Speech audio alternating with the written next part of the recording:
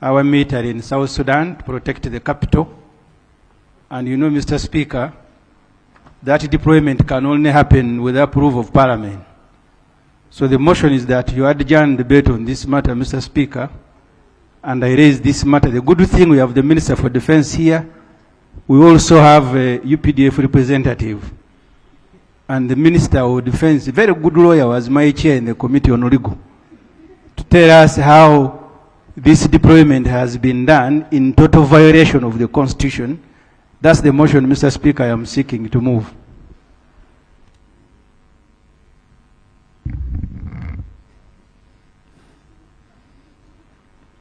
Well, interesting motion, but Honorable, I don't know whether you got this news when you were here or earlier on, because 64.2 requires that you write to the Speaker 2 hours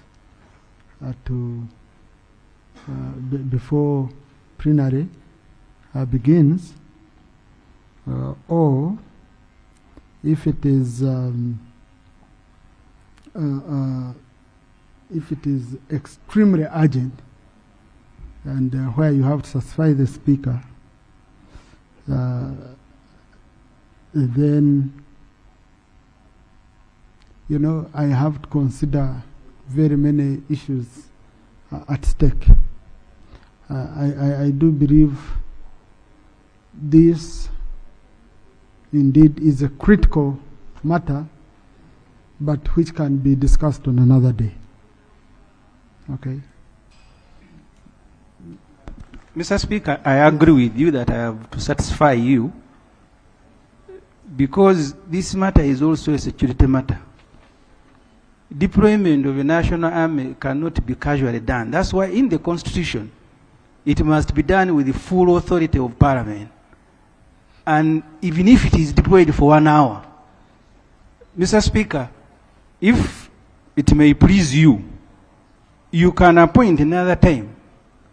And then we have, maybe if you allow, the Minister of Defense can give us a 5 minutes status report, and then you present, you give us an opportunity to be briefed properly on this matter, because an announcement on all now international media, Uganda is there as having deployed the military to protect the capital of South Sudan.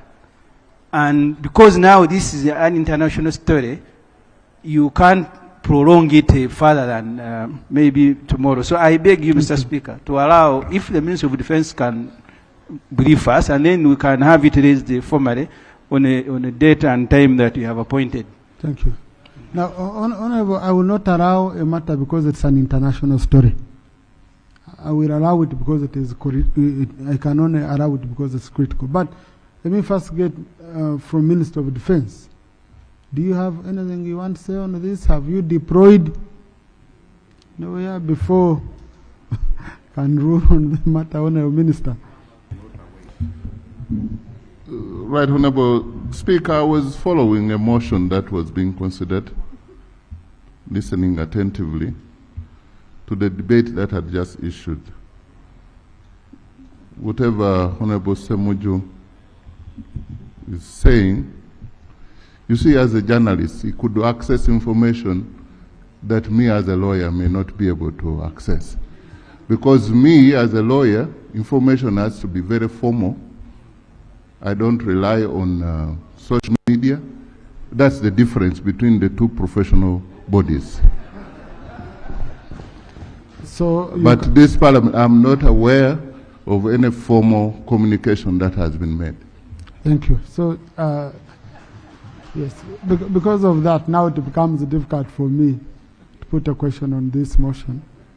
Yes. Now, Jonathan, you want to support him in satisfying me? Yeah, thank you, Mr. Speaker. With due fairness to the Minister, but also without prejudice to the submission of Honorable Semujju, if it is true, it is a serious matter. And like I mentioned, let the government show us that they're actually working. This would not be something difficult for the Minister to verify if there is a government running. And since it's a very important matter, and you know under Section 39, I believe, deployments outside the country for peacekeeping missions can only happen with the approval of Parliament. That is in the law.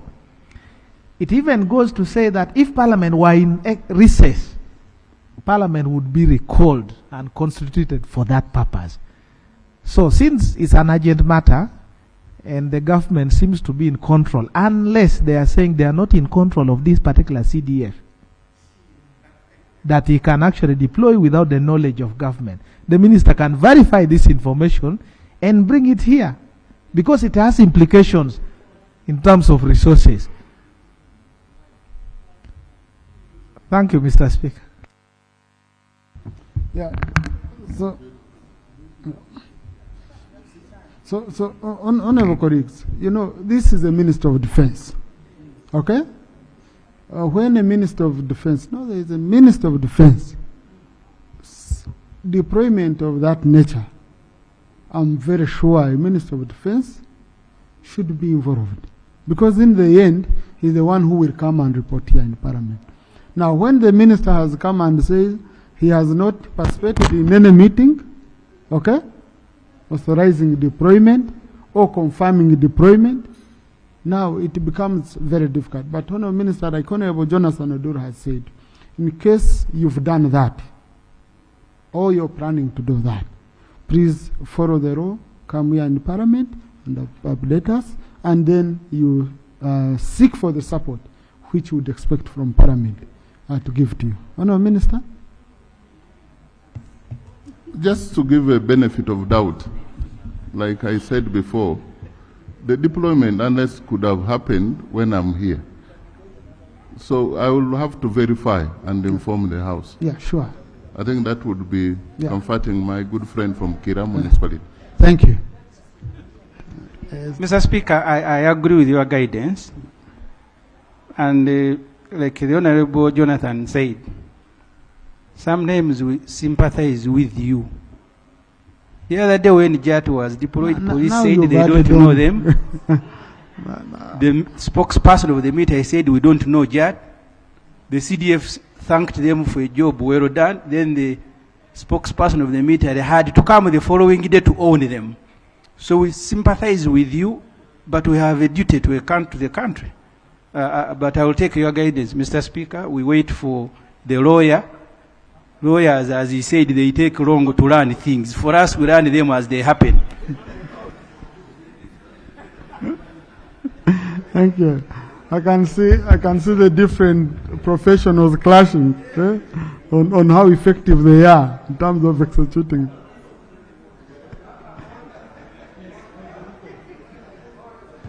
For the record, and further readers, future readers of the Hansard, they may wonder whether there was a lawyer in the House when Honorable Semujju was making that serious allegation.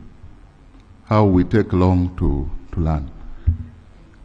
It is well known, and here with due respect, the difference is there.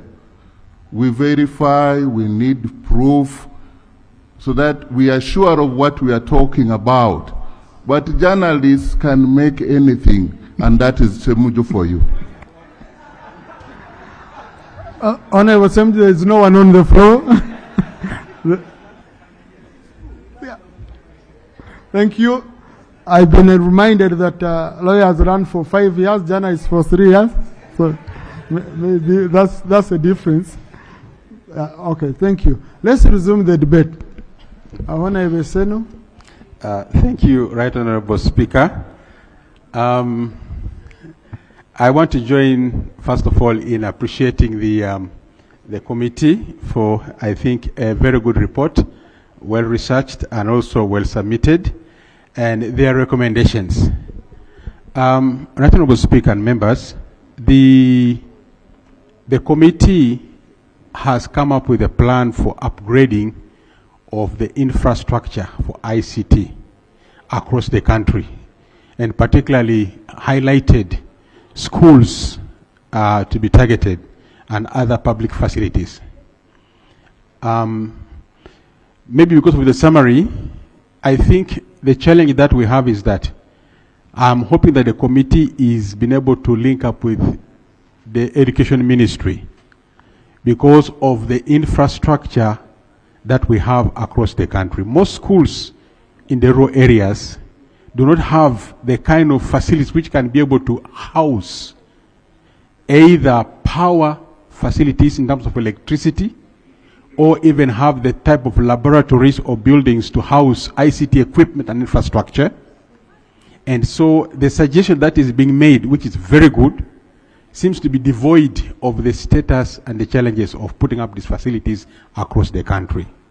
So in my submission, while I agree with their recommendations, I would be happy if in our addition we request that their views are cross-referenced with the plan of Ministry of Education to roll out across the country appropriate infrastructure for schools, but even electricity which should be linked up with means of what? Of energy.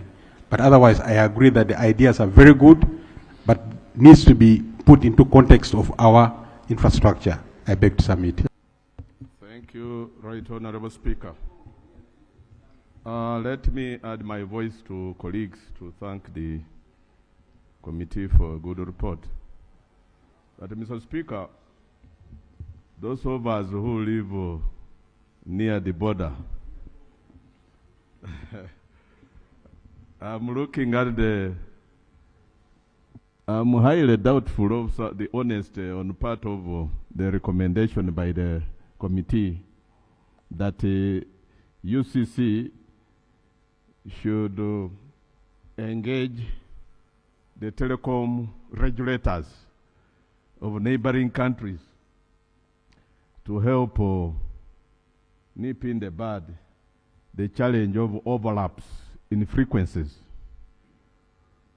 If we have different codes, for instance, in the partner states of East Africa, Kenya has plus 254, Tanzania 255, Uganda 256.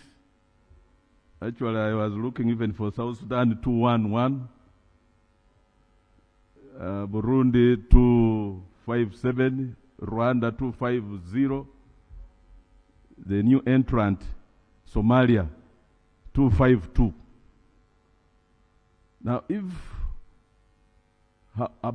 we are almost over 10 years in this integration, and we have failed in allowing free movement, removing those restrictions that allow free movement of capital, labor, goods, name it, services.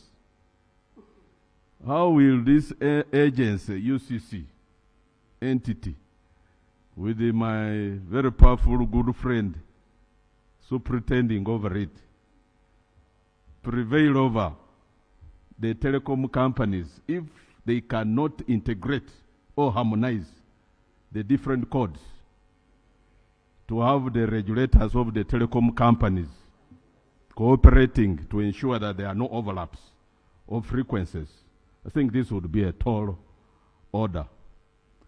Another challenge is topographic challenges like the hilly, mountainous places like where I hail from, Bududa.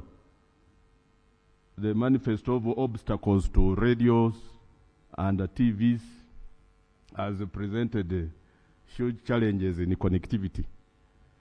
So I really don't know, because I've seen even the report raises a challenge with the tall buildings.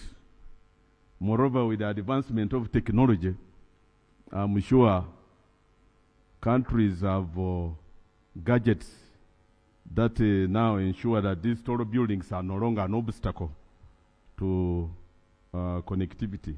So it affects, I know, that here in Uganda we still have the challenge because tall buildings still affect effective communication because of blocking internet signal propagation.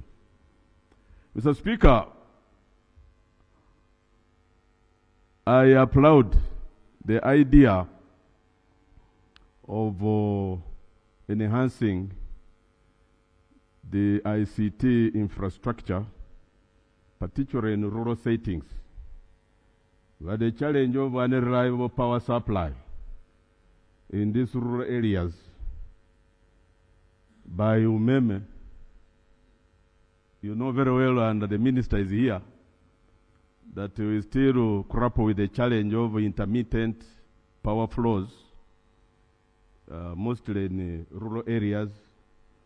And this is one obstacle that is hampering functioning of telecommunication infrastructure. The minister should make a response to this. I don't know how, what strategies they have in place, but this is a challenge that the country has grappled with for time immemorial, and there doesn't seem to be a solution in sight. Okay. I tone it down. With those, I beg to submit, Mr. Speaker. Thank you. Now, Honourable Minister, I would just want to know whether you've been engaging the Minister of Finance on the RCDF money. I don't want to go far, because I think last year was it 110 billion, and only 55, went to UCC.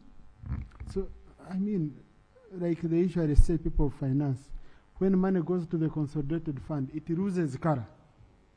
So not easy to trace. But I think the major aim of creating this fund was traceability of money meant for rural areas, improvement of communication services in rural areas. For example, you remember very well, UCC helped us so much in digital migration. Now, and out of that, remember we also had Signet. But Signet has only been available in Kampala. And yet Signet is supposed to be mainly helping the rural poor up country. Okay? I know we brought some money in the last supplementary to help Signet, but how sustainable is this? Shall we continue with the supplementary? So, no, Minister, we need you to engage finance strongly on this. If money is meant for rural communication infrastructure, that business of saying we only give you 50%, then 50% goes to the consolidated fund. Some of us who come from rural areas, we shall be cheated and you won't be able to help. So no, Minister, come and respond to the issues raised by members.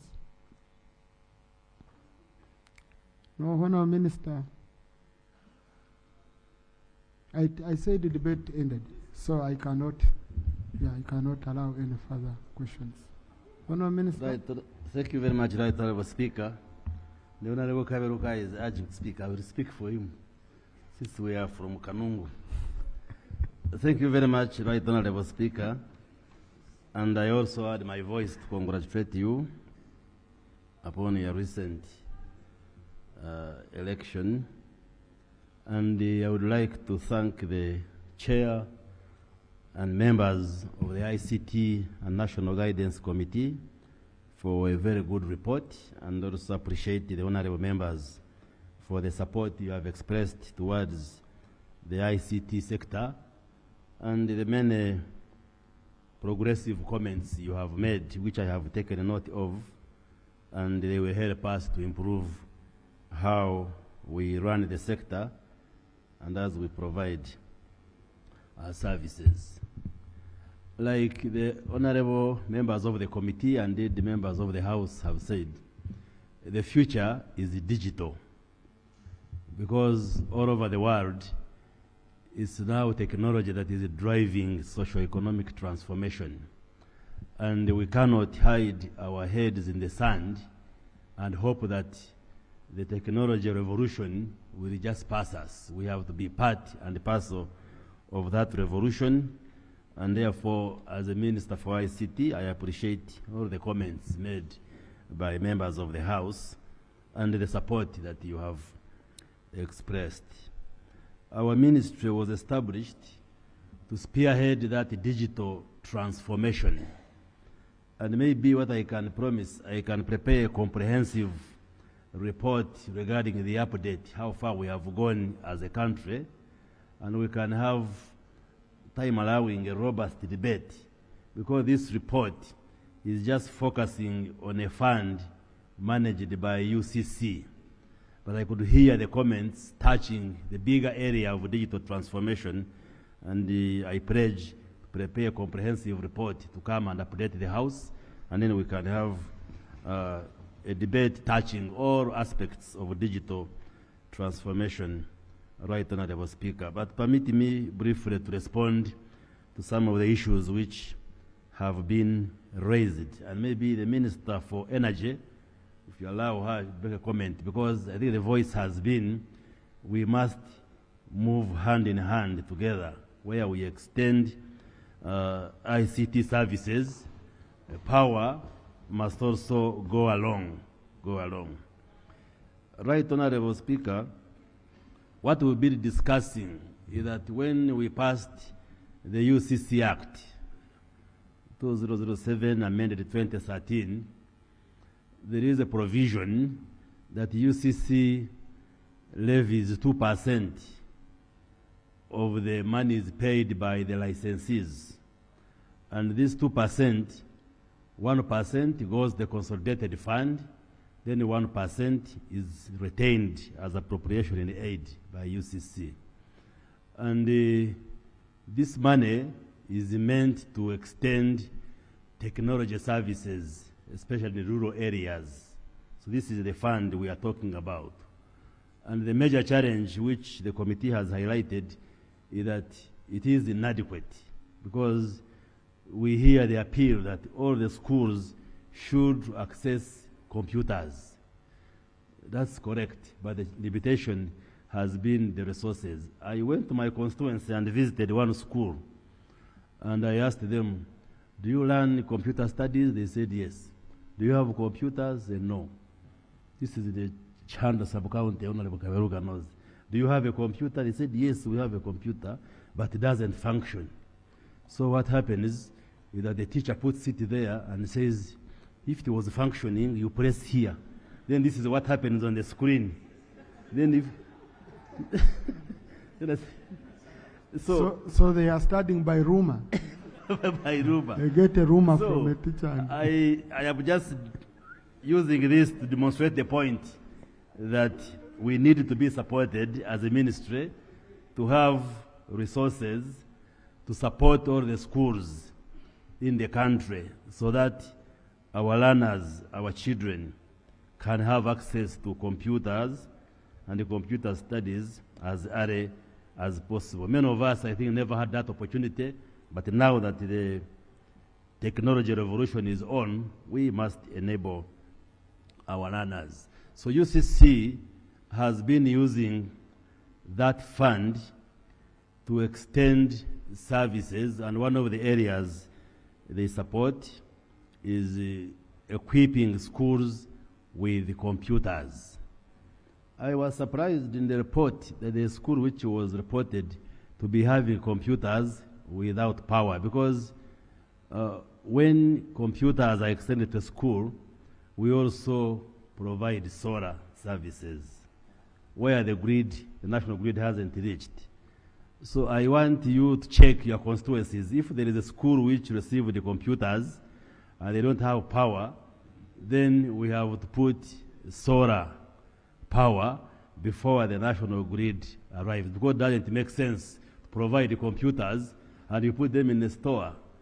You'd rather give them to a school where there is power. But I do not know how it happened that UCC could have given the computer to school and then they didn't provide the solar power. So I will take up that school in Arua, which was reported. But if you have any other school in your constituency, then if you alert us, then immediately we either work with the Minister of Energy to extend power if she can, or in the intervening period, we support that school with solar energy in order for the computers to work. With the permission of the Speaker. Then the other area that UCC has been supporting is building towers, the mirongote, as we call them in the local, in the vernacular, the masts. The masts are largely built by the private sector, and there are two major companies, ATC, American Tower Corporation, and another one called Ubuntu. They are the ones which largely build these towers on a commercial arrangement. But the reason why there is this fund in UCC, that you will find there are areas which do not make business sense for some of these private sector actors. Then the government comes in because they are people, they need a service. Now, the licensing conditions for all these actors is that once you are given a license, within 5 years, you must cover up to 90% of the area. For instance, if you are given a license to build the towers, like ATC, then within 5 years, you must extend to 90% of the coverage area. Then the government does a 10%. Is that for telecoms or tower building companies? Even telecoms. Because you see, for tower building companies, I will only build the power on requisition by a telecom operator that they are going to use it. No, you see, like MTN, it gets a national license to provide telecom services in the whole country. Then the license condition is that within 5 years, you should have covered 90% of the country. If you get a regional license to cover a particular region, like say central region, then within 5 years, you must cover up to 90%.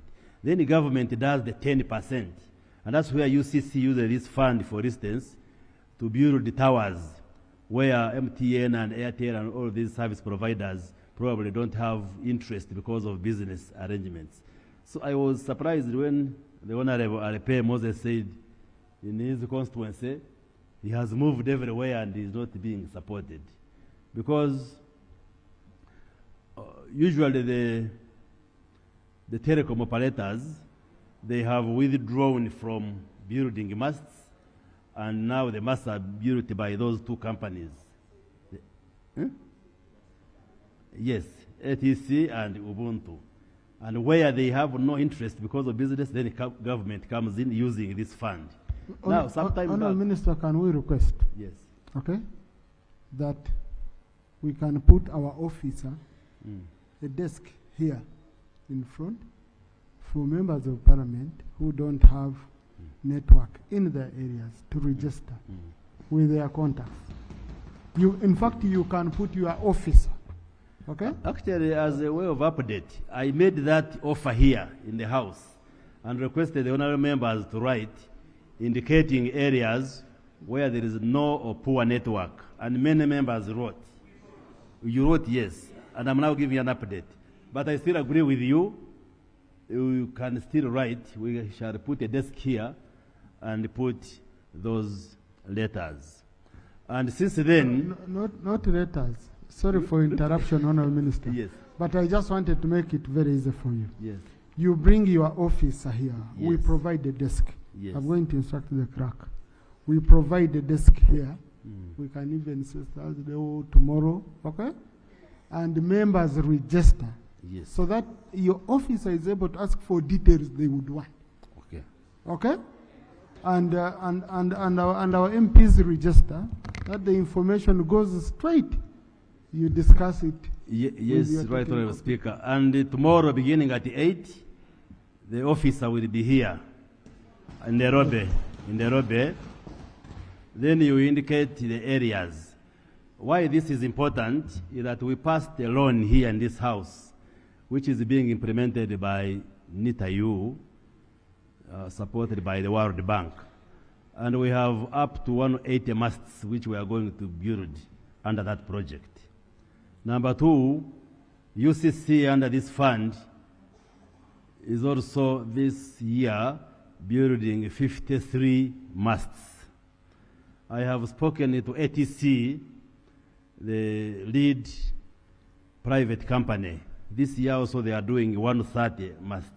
So the importance of now you registering, especially those who never wrote, Then we have to capture those areas and discuss with these NITAU, UCC, and those private providers to capture all these areas.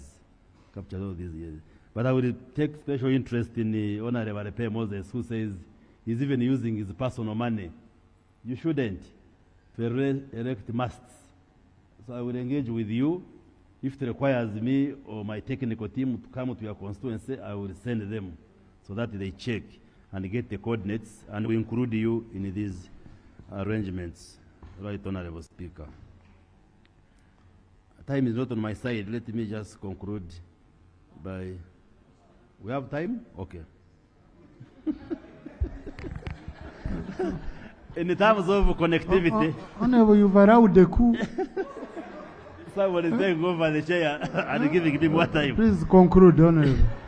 Right, Honorable Speaker. I have another item I want us to handle. The Parliament has been supporting the sector by approving resources to construct what we call the national backbone infrastructure.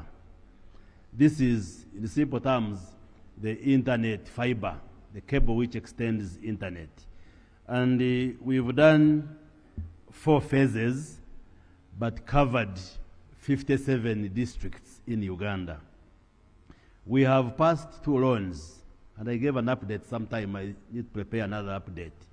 We passed 2 loans, one supported by the World Bank, the one I've made reference to, and the other one supported by the China Exim Bank. And the World Bank project is going to extend the fiber to 20 more districts, and then the Chinese loan will extend to the rest of the country. So in the next 2 years, we should be able to have all districts in Uganda connected with this national backbone infrastructure. And we also have a component of doing what we call last mile connections. Last mile connections means you extend the main route or the main line, but also you connect the institutions like district headquarters, sub-county headquarters, schools, health facilities. So that component is there in the money which we passed. So especially the Chinese loan is mainly for NBI and other forms of infrastructure, whereas the World Bank loan has that issue of infrastructure, but also data centers and also automation of government services, what some of you were raising, that there should be better linkage and the provision of e-services within the government structure. So they are being addressed, but I will prepare a comprehensive report to give an update on how far we've gone and also how these projects are being implemented. I think the Honorable Enos was raising the issue of the satellite. Yes, there were maybe 2 issues. There was a satellite developed by students in Japan under the Ministry of Science, Technology and Innovation. That one was not addressing technology and ICT. I think it was in issues of weather and so forth. But the East African countries are in the advanced discussions to procure and launch a regional satellite. There was actually a meeting 2 weeks ago in Juba by the technical people making arrangements. So there is an arrangement. We didn't want to go it alone as a country because of the expenses, but we have agreed as a region to have a regional satellite to supplement all these other sources of connectivity that we have been discussing. And that will be able to help us in the mountainous areas like where Lope comes from and my place, Chigezi, where you get areas with internet shadows. Once we use satellite, we should be able to cover those. On the lakes and the other areas where this infrastructure, like NBI, may not easily be extended. The Honorable Laura, yes, we have computers which have that software for the learners with disability. Yes, the computers are there. I just have to check how many have been given through this arrangement. Lastly, I think the leader of opposition was raising the issue of whether we can engage with the neighboring countries. Yes, that engagement is there. There is what we call the one network area. And indeed, if you've been moving in the East African countries, like say 2 years ago, it was very difficult to be in Tanzania and you use your mobile phone to call Uganda. But these have been worked out, Kenya, Tanzania, and we continue to work with the neighboring countries. Even the NBI, the National Backbone Infrastructure, the reason why the cost of internet has continued to come down is that we continue to connect it and hook it to the East African countries. Like the main route has been through Kenya, because we are a landlocked country, we get this fiber from under Indian Ocean through Kenya, but we have since linked it with the Tanzanian network, the Rwanda network, DRC network, and that's why the cost